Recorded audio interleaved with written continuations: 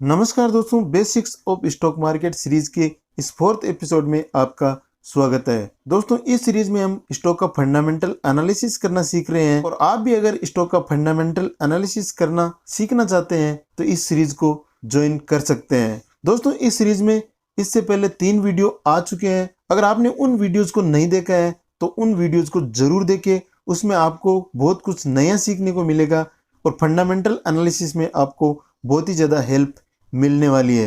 तो उन वीडियोस को आप जरूर देखें। इस वीडियो पर आने से पहले दोस्तों उन वीडियोस को देखना आपके लिए बहुत ही ज़्यादा ज़रूरी है, क्योंकि दोस्तों उन बेसिक वीडियो को अगर आप नहीं देखेंगे तो आगे आने वाले सीरीज के वीडियोस को समझने में आपको दिक्कत आएगी। तो इसलिए दोस्तों आप उन वीडियोस को जरूर देखें, आपको हमारे चैनल पर पूरी प्लेलिस्ट मिल जाएगी।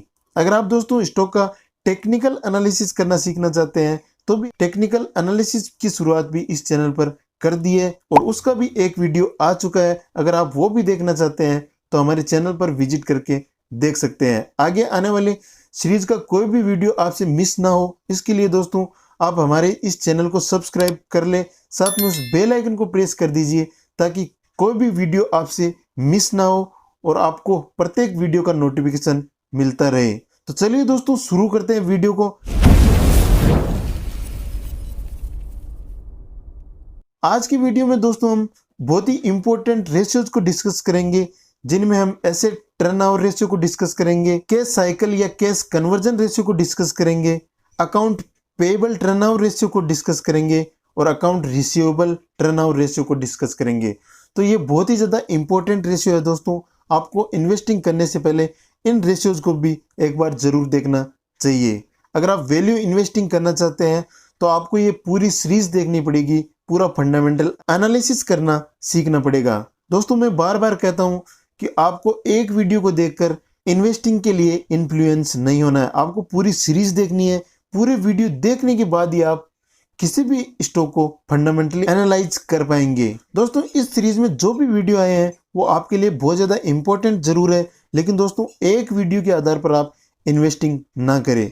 पूरी सीरीज देखने के बाद भी आप अपना एनालिसिस जरूर करें और उसके बाद ही आप इन्वेस्टिंग की शुरुआत करें। तो चलिए दोस्तों सबसे पहला रेशियो लेते हैं और डिस्कशन को शुरू करते हैं। सबसे पहले हम बात करते हैं एसेट टर्नओवर रेशियो की। दोस्तों ये रेशियो हमें ये बताता है कि कंपनी के पास जितनी भी एसेट्स हैं उन एसेट्स को कंपनी किस प्रकार यूज करती है, यानी दोस्तों कंपनी अपनी एसेट्स को कितनी एफिशिएंटली यूज करती है, वो हमें एसेट टर्नओवर रेशियो बताता है। दोस्तों आप सब जानते हैं कि कंपनी के पास बहुत सारी एसेट्स होती हैं जिनको यूज करके वो प्रोडक्ट को मैन्युफैक्चर करती है और उसको सप्लाई करती है। अगर दोस्तों कंपनी अपने एसेट्स को अच्छी तरह से यूज करती है, उन एसेट्स को एफिशिएंटली यूज करती है, तो उसका ये टर्नओवर रेशियो भी अच्छा होगा। तो इसीलिए दोस्तों एसेट्स टर्नओवर रेशियो जितना ज़्यादा होता है उतना ही कंपनी के लिए अच्छा होता है। जैसे मान लीजिए कंपनी के पास कोई मशीनरी है और कंपनी उसको यूज करके प्रोडक्ट बनाती है और उसको सप्लाई करती है। अगर वो कंपनी उस मशीनरी को एफिशिएंटली यूज करके प्रोडक्ट बनाती है और उन सारे प्रोडक्ट को अगर कंपनी सप्लाई कर पाती है या बेच पाती है तो ये कंपनी के लिए उस मशीनरी की एफिशिएंसी हो गई। इसी प्रकार दोस्तों अगर कंपनी के पास मान लीजिए कोई बिल्डिंग है और कंपनी उस बिल्डिंग को यूज नहीं कर पा रही है तो वो कंपनी के लिए एफिशिएंट एसेट्स नहीं है। इसी प्रकार दोस्तों एसेट्स टर्नओवर रेशियो हमें यही बताता है कि कंपनी के पास जितनी भी एसेट्स है कंपनी उनको किस प्रकार एफिशिएंटली यूज कर पाती है। दोस्तों यहाँ पर एक बात का ध्यान रखना है कि मशीन को ज़्यादा यूज करने से कंपनी को ज़्यादा फायदा नहीं होता है, एफिशिएंटली यूज करने से उसको फायदा होता है। यानी इसका मतलब दोस्तों ये है कि कंपनी जितना भी मशीन से उत्पादन करती है या अपनी एसेट्स से जो भी प्रोडक्ट बनाती है उसको मार्केट में बेच पाती है या नहीं बेच पाती, ये ज़्यादा इंपॉर्टेंट है। तो दोस्तों एसेट्स टर्नओवर रेशियो भी हमें यही बताता है कि एसेट्स की एफिशिएंसी कंपनी के पास कितनी है या कंपनी अपनी एसेट्स को एफिशिएंटली यूज कर पाती है या नहीं कर पाती।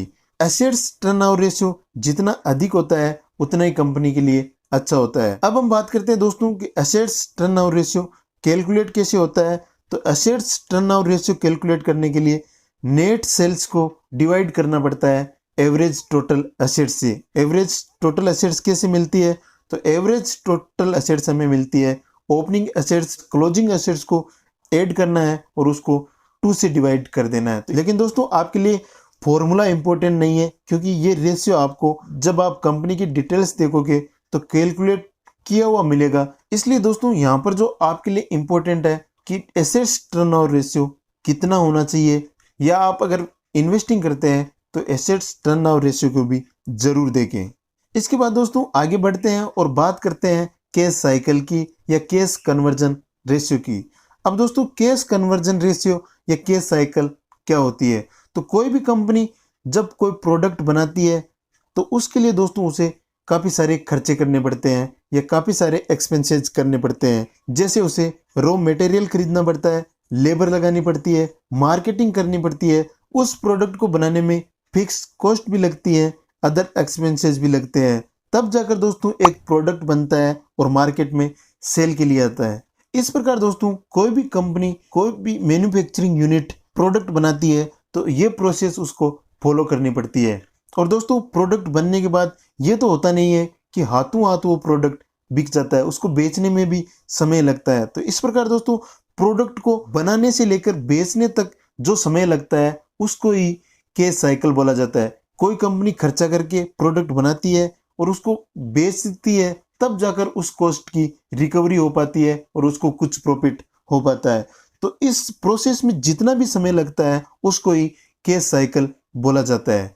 एग्जाम्पल के लिए दोस्तों जैसे मान लीजिए कोई कंपनी बुक्स बनाती है या बुक्स की प्रिंटिंग करती है, तो उस कंपनी को बुक्स बनाने के लिए सबसे पहले उसको रॉ मटेरियल यानी कागज खरीदना पड़ेगा।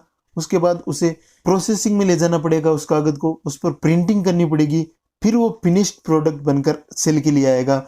और जैसे ही वो बुक सारी मार्केट में आएगी उनको सेल किया जाएगा। सेल करने के बाद उसको रेवेन्यू होगी और रेवेन्यू होकर वो कंपनी के पास वापस कलेक्ट होगी। इस प्रोसेस में उस कंपनी को जितना भी समय लग रहा है वो कैश साइकिल होगी। इसको दोस्तों अगर मैं और सिंप्लीफाई करूं तो इसका मतलब दोस्तों सिंपली यही है कि कोई भी कंपनी प्रोडक्ट बनाती है तो उसमें उसके खर्चे लगते हैं, और जब तक वो उस प्रोडक्ट को बेच नहीं देती तब तक उन खर्चों की रिकवरी नहीं होती। जैसे सारे प्रोडक्ट बिक जाते हैं तब जाकर उन खर्चों की रिकवरी होती है। तो इस प्रोसेस में जितना भी समय लगता है वो एक साइकिल हो गई, यानी दोस्तों एक रिपीटेटिव पीरियड होता है जिसमें कंपनी प्रोडक्ट बनाती है और बेचती है, और उस पीरियड में कंपनी को खर्चे लगते रहते हैं और रेवेन्यू आती रहती है। तो इसको ही दोस्तों कैश साइकिल बोला जाता है या कैश कन्वर्जन रेशियो बोला जाता है, या इसको कैश कन्वर्जन पीरियड भी बोल सकते हैं। कैश साइकिल या कैश कन्वर्जन रेशियो जितना कम होता है उतना ही अच्छा होता है। और दोस्तों अगर ये नेगेटिव होता है वो कंपनी तो बहुत ही अच्छी मानी जाती है। अब दोस्तों यहाँ पर एक क्वेश्चन आएगा कि कैश कन्वर्जन रेशियो नेगेटिव कैसे हो सकता है? तो दोस्तों नेगेटिव इसलिए हो सकता है कि कोई कंपनी पहले ऑर्डर ले लेती है और एडवांस में उसका पेमेंट ले लेती है, और किसी से अगर वो रॉ मटेरियल खरीदती है तो उसका लेट पेमेंट करती है। तो इसके कारण कंपनी का कैश कन्वर्जन रेशियो या कैश साइकिल नेगेटिव भी हो सकता है। तो ये दोस्तों कोई बड़ी बात नहीं है। जो भी कंपनी अच्छी ब्रांड होती है या जिनकी रेपुटेशन अच्छी होती है उनको एडवांस में ऑर्डर मिल भी जाते हैं और उनको रॉ मटेरियल भी क्रेडिट बेस पर मिल जाते हैं, और उनको कंपनियां या जो भी सप्लायर होते हैं वो लेट पेमेंट भी अलाउ करते हैं। तो ये कोई बड़ी बात नहीं है, नेगेटिव भी हो सकती है कैश साइकिल। तो इस प्रकार दोस्तों आई होप कि कैश साइकिल आपको अच्छी तरह से समझ में आया होगा। अगर आपको ये कैश साइकिल समझ में नहीं आया है तो रिवाइंड करके इस वीडियो को देखें और समझने की कोशिश करें, आपको कैश साइकिल जरूर समझ में आ जाएगा। चलिए दोस्तों आगे बढ़ते हैं और हम बात करते हैं अकाउंट पेएबल टर्नओवर रेशियो की। दोस्तों अकाउंट पेएबल टर्नओवर रेशियो क्या होता है? जब कोई भी कंपनी रॉ मटेरियल या फिनिश्ड प्रोडक्ट तो उधार में परचेज करती है और उस उधार का जितने टाइम में पेमेंट किया जाता है उसको अकाउंट पेएबल टर्नओवर रेशियो बोला जाता है।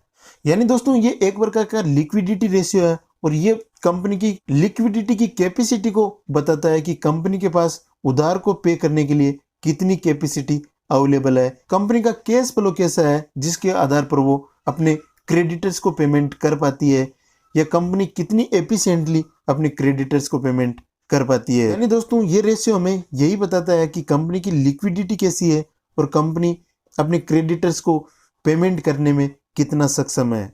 चलिए दोस्तों इस रेशियो को समझने के लिए हम एक एग्जांपल लेते हैं। जैसे मान लीजिए दोस्तों कोई कंपनी है और वो 1000 रुपये का सामान किसी से उधार परचेज करती है और वो कंपनी उस उधार का पेमेंट 1 महीने के बाद करती है, तो यहाँ पर दोस्तों कंपनी का जो पेएबल टर्नओवर रेशियो होगा वो 1 महीना होगा। यानी दोस्तों कंपनी ने उधार का पेमेंट कितने समय बाद किया, यही हमें बताता है कि कंपनी का अकाउंट पेएबल टर्नओवर रेशियो क्या है। अब दोस्तों हम कैलकुलेशन की बात करें, यानी दोस्तों account payable turnover ratio calculate कैसे किया जाता है, तो इसको कैलकुलेट करने के लिए नेट क्रेडिट परचेज को डिवाइड करना पड़ता है एवरेज अकाउंट पेएबल से। एवरेज अकाउंट पेएबल कैसे आता है, तो एवरेज अकाउंट पेएबल कैलकुलेट करने के लिए ओपनिंग अकाउंट पेएबल लिया जाता है और उसमें ऐड किया जाता है क्लोजिंग अकाउंट पेएबल और उसको डिवाइड कर दिया जाता है 2 से, तो हमारे पास एवरेज अकाउंट पेएबल आ जाता है। जैसे मान लीजिए दोस्तों हम पिछला एग्जांपल है उसको हम कंटिन्यू करते हैं कि यहाँ पर कंपनी ने 1000 रुपये की क्रेडिट परचेज की है और कंपनी के पास जो ओपनिंग अकाउंट पेएबल है वो मान लेते हैं कि 40 रुपये है और जो क्लोजिंग अकाउंट पेएबल है वो 60 रुपये है। और यहाँ पर अगर हम एवरेज अकाउंट पेएबल निकालेंगे तो यहाँ पर हमारे पास एवरेज अकाउंट पेएबल आएगा 50 रुपये। ओपनिंग अकाउंट पेएबल और क्लोजिंग अकाउंट पेएबल को जोड़ेंगे तो हमारे पास जो फिगर आएगी वो आएगी 100 और उसको अगर हम 2 से डिवाइड करेंगे तो हमारे पास एवरेज अकाउंट पेएबल आ जाएगा 50 रुपये। और यहाँ पर हमारे पास नेट क्रेडिट परचेज है 1000 रुपये और यहाँ पर अगर हम अकाउंट पेएबल टर्नओवर रेशियो निकालेंगे तो हमारे पास जो वैल्यू आएगी वो आएगी 20। यानी दोस्तों अकाउंट पेएबल टर्नओवर रेशियो आ गया 20। इसको हम अगर डेज में कन्वर्ट करेंगे तो हमें 365 में 20 का भाग लगाना पड़ेगा। तो जैसे हम इनको डेज में कन्वर्ट करेंगे तो हमारे पास डेज में जो वैल्यू आएगी अप्रोक्सीमेटली 18 डेज। यानी दोस्तों इस क्रेडिट को पे करने में कंपनी जो टाइम ले रही है या जो समय ले रही है वो है 18 डेज का। और अकाउंट पेएबल टर्नओवर रेशियो हमें यही बताता है कि कंपनी अपने उधार को चुकाने में कितना समय लेती है या कंपनी के पास अपने उधार को पे करने की कितनी लिक्विडिटी अवेलेबल है। और दोस्तों एक कंपनी के लिए अकाउंट पेएबल टर्नओवर रेशियो जितना ज़्यादा होता है उतना ही अच्छा माना जाता है। जिस कंपनी का अकाउंट पेएबल टर्नओवर रेशियो ज़्यादा होगा उसके पास इन्वेस्टर्स भी ज़्यादा आएंगे और उसकी मार्केट में क्रेडिबिलिटी भी अच्छी बनी रहेगी। और इस प्रकार दोस्तों आपको वैल्यू इन्वेस्टिंग के लिए अकाउंट पेएबल टर्नओवर रेशियो को भी जरूर देखना है। इसके बाद दोस्तों आगे बढ़ते हैं और हम बात करते हैं अकाउंट रिसीवेबल टर्नओवर रेशियो की। तो ये दोस्तों बिल्कुल अपोजिट है अकाउंट पेएबल टर्नओवर रेशियो की।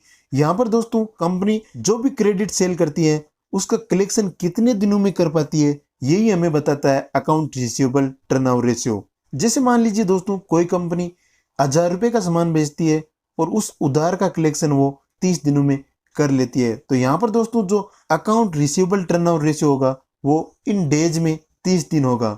अकाउंट रिसीवेबल टर्नओवर रेशियो की कैलकुलेशन की बात करें तो कैलकुलेशन में हमें नेट क्रेडिट सेल्स को डिवाइड करना होता है एवरेज अकाउंट रिसीवेबल से।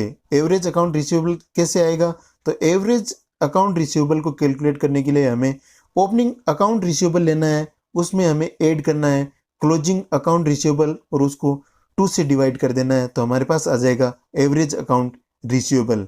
एग्जाम्पल के लिए दोस्तों हम उसी एग्जाम्पल को कैरी करते हैं। जैसे मान लीजिए कोई कंपनी 1000 रुपये का उधार में सामान बेचती है और उसके ओपनिंग अकाउंट रिसीवेबल है 40 रुपये और क्लोजिंग अकाउंट रिसीवेबल है 60 रुपये। तो इस प्रकार दोस्तों टोटल अकाउंट रिसीवेबल हो गए 100 और इसको हम 2 से डिवाइड करेंगे तो हमारे पास एवरेज अकाउंट रिसीवेबल आ जाएगा 50 रुपये। और अगर हम account receivable turnover ratio calculate करेंगे तो हमारे पास जो नेट क्रेडिट सेल्स है 1000 रुपये और उसको अगर हम 50 से डिवाइड करेंगे तो अकाउंट रिसीवेबल रेशियो आ जाएगा 20। और अगर दोस्तों इस रेशियो को हम डेज में कन्वर्ट करें तो हमें 365 को डिवाइड करना पड़ेगा 20 से और हमारे पास सेम वही वैल्यू आ जाएगी अप्रोक्सीमेटली 18 डेज। तो दोस्तों यहाँ पर ये रेशियो भी हमें यही बता रहा है कि कंपनी क्रेडिट का कलेक्शन करने में 18 दिन का समय लेती है। और दोस्तों आपको भी वैल्यू इन्वेस्टिंग के लिए इस रेशियो को जरूर देखना चाहिए कि कंपनी अपने उधार को कलेक्शन करने में कितना समय लेती है, यानी दोस्तों account receivable turnover ratio company का किस प्रकार है। अगर दोस्तों अकाउंट रिसीवेबल टर्नओवर रेशियो ज्यादा होता है तो वो कंपनी के लिए अच्छा माना जाता है। उससे हमें ये पता चलता है कि कंपनी में कैश फ्लो किस प्रकार है और कंपनी के पास किस प्रकार की लिक्विडिटी अवेलेबल है, जिससे कंपनी ज़्यादा एफिशिएंसी के साथ काम कर पाती है या नए नए प्रोजेक्ट पर वर्क कर पाती है। अगर दोस्तों कंपनी के पास कैश फ्लो नहीं होगा तो कंपनी नए प्रोजेक्ट पर वर्क नहीं कर पाएगी, और अगर कंपनी नए प्रोजेक्ट पर वर्क नहीं कर पाएगी तो कंपनी का प्रॉफिट भी इंक्रीज नहीं होगा। तो इस प्रकार दोस्तों अगर आप वैल्यू इन्वेस्टिंग करना चाहते हैं तो इन रेशियो को भी जरूर देखना चाहिए। इस प्रकार दोस्तों आज की वीडियो में जो भी रेशियो हमने डिस्कस किए हैं वो बहुत ही ज्यादा इंपॉर्टेंट रेशियो है, और अगर आप इन्वेस्टिंग के अंदर इन रेशियोज को देखेंगे तो आपको अच्छी कंपनी पिक करने में बहुत ज्यादा हेल्प मिलेगी। अगेन दोस्तों मैं यहाँ पर बोल रहा हूँ कि इस एक वीडियो के आधार पर आपको इन्वेस्टिंग का डिसीजन नहीं लेना है, आपको पूरी सीरीज देखनी है और उसके बाद ही आपको अपनी एनालिसिस के आधार पर डिसीजन लेना है। आज के वीडियो में जो भी रेशियो हमने डिस्कस किए हैं वो दोस्तों आपको अच्छी तरह से समझ में आए होंगे। अगर आपको ये वीडियो पसंद आया तो वीडियो को लाइक करें और अपने दोस्तों के साथ ज्यादा से ज्यादा शेयर करें। आज के लिए दोस्तों इतना ही, मिलते हैं अगले वीडियो में, तब तक के लिए नमस्कार, जय हिंद।